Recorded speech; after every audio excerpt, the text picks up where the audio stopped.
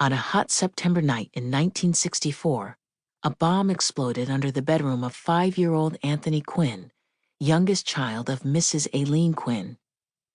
Aylene was a single mother of 4, restaurant owner, and voting rights activist in the small town of McComb in southern Mississippi, deep in Klan country.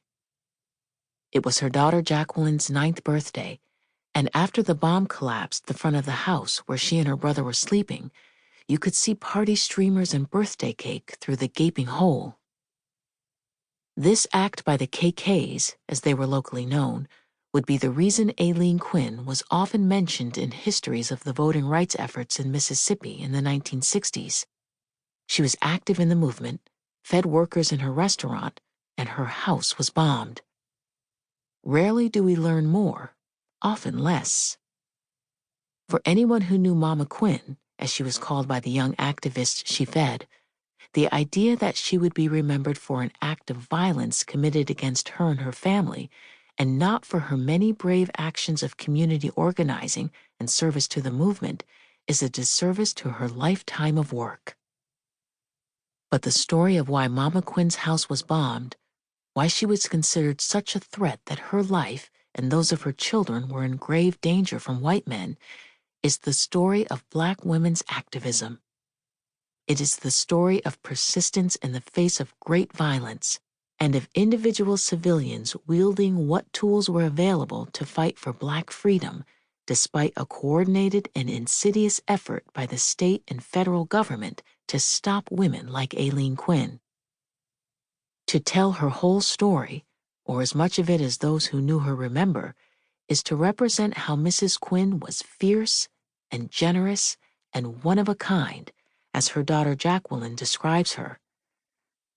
Her story also shows the power of community organizing, or activist mothering, as Dr. Francois Hamlin coined it, of the bridge leadership of Black women, which Dr. Belinda Robnett describes, and of the way she used what role she had available to her, owning a restaurant and the cooking and serving of food, as a tool for social and political change.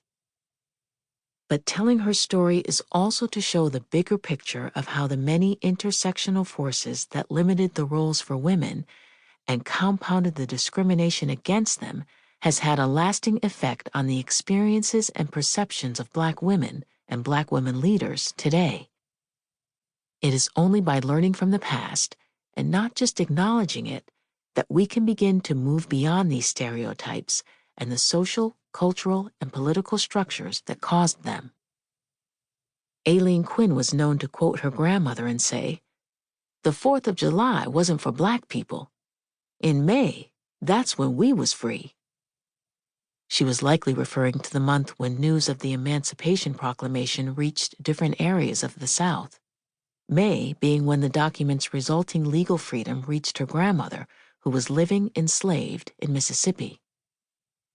Born in Walthall County, Mississippi, Aylene gained her own understanding of history from her grandparents, which was likely much different from the propaganda that the white-run schools insisted be taught, and from her own lived experiences.